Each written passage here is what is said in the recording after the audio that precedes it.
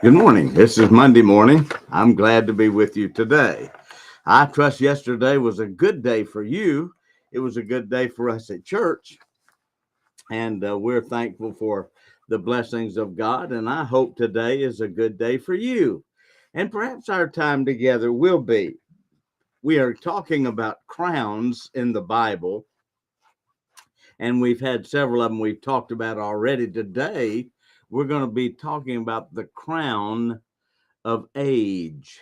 And so I hope that today will be a blessing. And if you're a young person and you're listening, age is coming. I heard about this old man was talking to his son, and the son looked at him, and the dad's breeches were pulled way up high, and he had on knee socks with his sandals he had on. And the son said to the dad, "Dad, why do you old men pull your breeches so high and wear socks with your sandals?" The dad looked at his son. He said, "Well, son," he said, "you're a year closer to finding out." Well, that's the process of life, isn't it? And we'll be talking about age here in a little bit and the wisdom of age. The Bible talks about that. And so I hope you'll stay with us. I love things that have to do with older people. I've always loved older people. When I was a boy, I loved being with the older people and talking to them, and had a great time with them. They're funny. My grandparents, I loved being with my grandparents, hearing their stories of things and what happened with them. And my granddaddy, my dad's dad, he was a storyteller. And boy, some of them, I don't know whether they were true or not, but I sure did love hearing my granddaddy tell stories. And he would laugh at his own stories. And my dad used to laugh at his own jokes. And I think I probably do the same thing. But I loved it being around them. And I heard about these two elderly ladies, two senior citizen ladies. They were sitting on a bench talking to each other, just talking. And one of them said to the other, I think I missed something somewhere. And the other one said, "What do you mean?" She said, "Well," she said, "there's that old adage, uh, older and wiser." And yes, yeah, she said, "I've heard that. You get older and wiser." She said, "Well, I'm not getting older and wiser. I'm just getting older and wider." Well, I think that goes with the territory too. I'm not sure. One guy said, "It's time to retire when your coworkers are wearing clothes from your youth and calling it retro."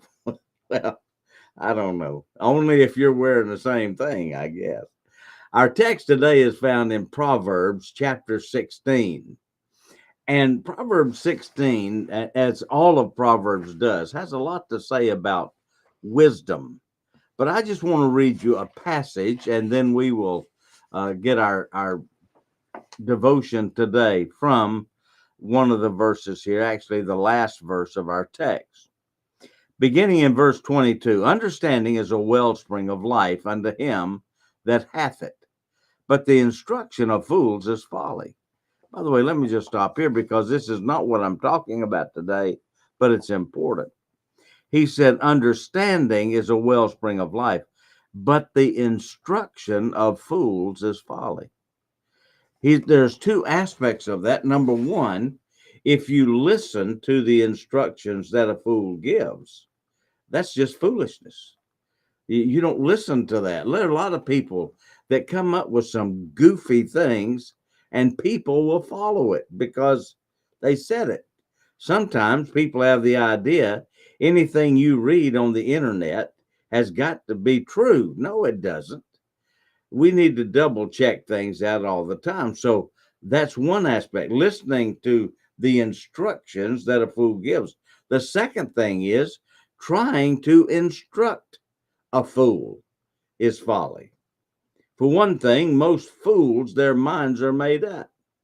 They're like the guy that said, "My mind's made up. Don't confuse me with the facts." And that's the way they are. There's no wisdom in a fool. And that's really what he's talking about there? The heart of the wise teacheth his mouth, and addeth learning to his lips. Pleasant words are as an honeycomb, sweet to the soul, health to the bones. There is a way that seemeth right unto a man, but the end thereof are the ways of death. He that laboreth for himself, for his mouth craveth it of him. An ungodly man diggeth up evil, and in his lips there is a burning fire. In other words, he's always looking for the negative, the bad, and then he can't wait to tell it. A froward man soweth strife, and a whisperer separateth cheap friends. A violent man enticeth his neighbor, and leadeth him into the way that is not good. He shutteth his eyes to devise froward things, moving his lips, he bringeth evil to pass. Now here's our text. The hoary head, and that word hoary means gray. It's like the frost that is on the plants in the morning, that grayish looking frost. And he says the gray head is a crown of glory if it be found in the way of righteousness. Now, if you go back and you look at all the things he talked about the ungodly man digging up evil, can't wait to tell it. The violent man, the froward man, separating friends, all of those kind of things that he talked about. And then he said, but the gray head is a crown of glory if it be found. If a man spends his life in evil pursuits, he has not gained wisdom. He's just enhanced his foolishness. Somebody said that we need to be paying attention to the older people. Well, make sure you're paying attention to the godly older people. A saying that my father used to use a lot was, wisdom and youth seldom sit on the same head. No one expects a youth to have either the maturity or the wisdom of age. The real sad truth is that many have age, but they have not learned wisdom. Youth often blunders where experience would take caution. Youth will believe what age questions. It is the mistakes of youth that make the older wiser. It's like the man said, I've been there and done that. And then there was an added, and I have the t-shirt. What that means is we learned that lesson. Some people have been there and done that and never got the t-shirt. They never learned it. A young man asked an older man how he had gotten so much wisdom to know how to make wise choices, to which the older man replied, experience. The young man then inquired as to how he got that kind of experience. The old man said, by making wrong choices. Well, that's exactly right. The Bible says that the gray head is a crown of glory. This statement is made with one stipulation, and that is that the gray head must be found in the way of righteousness.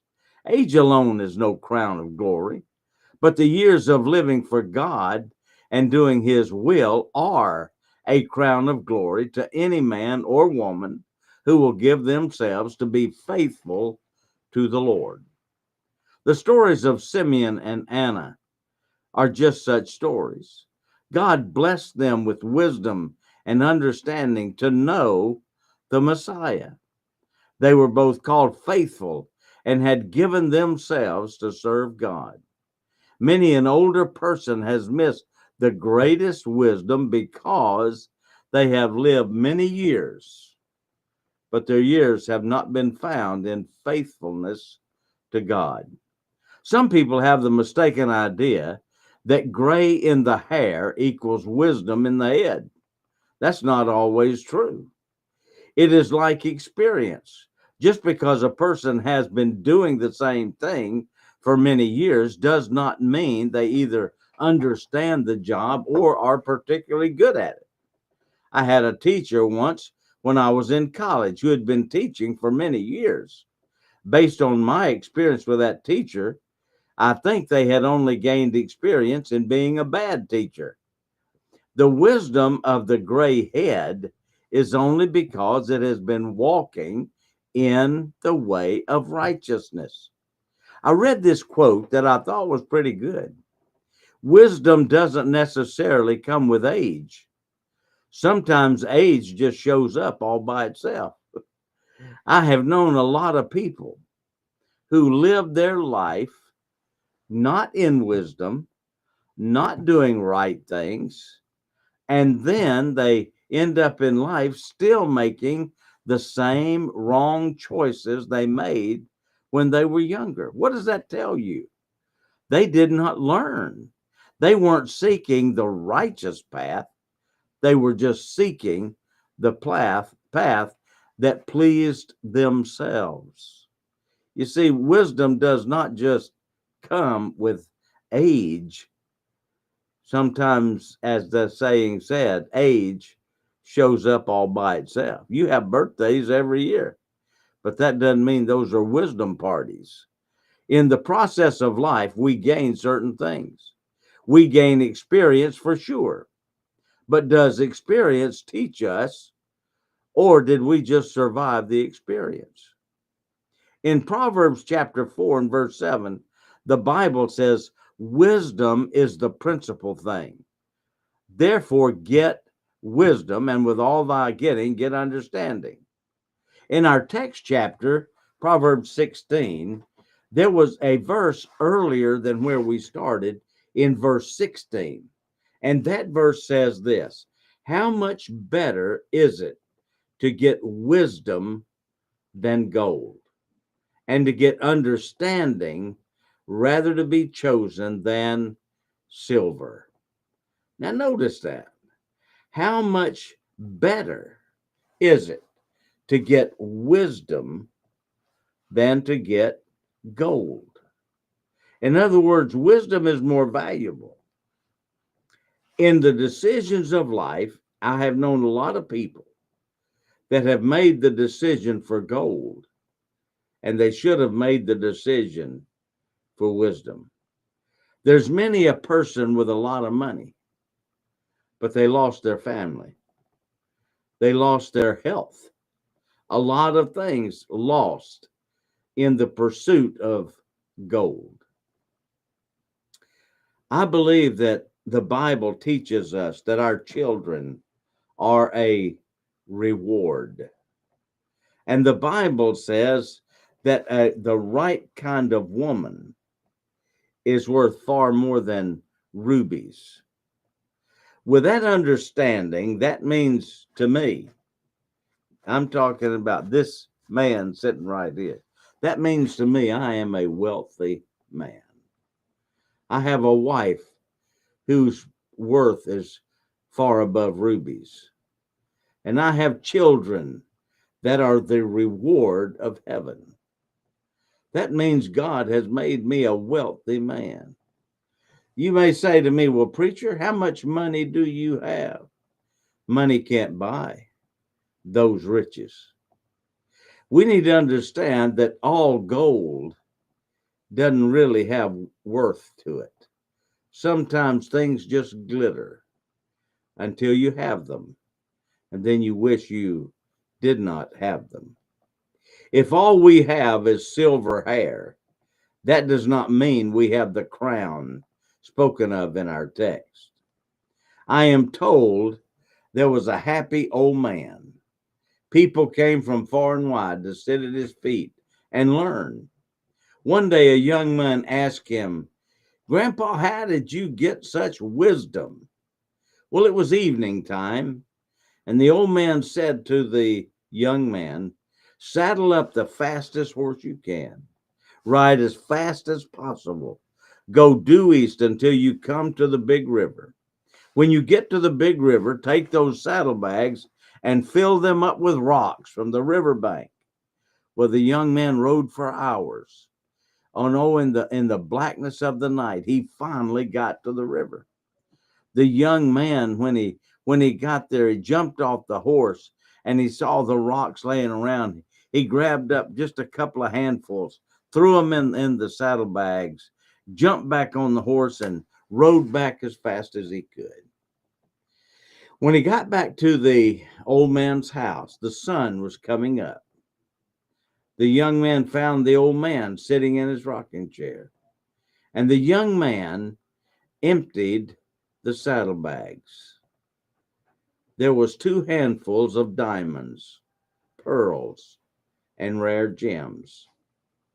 The young man now saw that what he had picked up, thinking they were just rocks, were actually gems and precious stones and gold. He never realized that the treasures that was before him, he had missed. He missed it. You see, wisdom in life is learning to gather all the jewels you can in your saddlebags. Watch this, of life. What is the most valuable things? The most valuable things sometimes are not the things we think they are. Sometimes it's difficult to serve God faithfully. Sometimes it costs something. But in eternity, what is it worth? When we get to heaven, we've all heard this before, but let me say it again. When you get to heaven, what difference will it make what kind of car you drove? What difference will it make how big the house was you lived in? The real question is, how many people did we impact in our life? How many people did we help? What did we do with our family? The intangible, eternal things are important. The Bible says that we should not love the world, that is, the things of this world, because everything in the world, according to 1 John chapter 2, everything in the world is passing away. But the eternal things, that's what we need to learn in our lifetime, what really was most valuable. When people came from miles around to talk to that wise old man, they were not there to find out things he didn't know. They wanted to know wisdom. And that young man asked the question. He thought he was going to get a bucket load of wisdom poured into his head. Instead, he learned a lesson. You need to choose in your life the valuable things. And when you find the valuable things, then you load your saddlebags with it. And what is the most valuable? Well, according to our text, that the hoar head is a crown of glory, if it be found in the way of righteousness. You see, the true wisdom and crown of glory is only found in the way of righteousness. We need to find the path of righteousness and make sure we walk that path and we learn the lessons of that path and we gather the jewels of wisdom that God allows us to have on the path of righteousness. God bless you for listening today. I hope you'll join with us again tomorrow. And may God bless you today in a special way. That's my prayer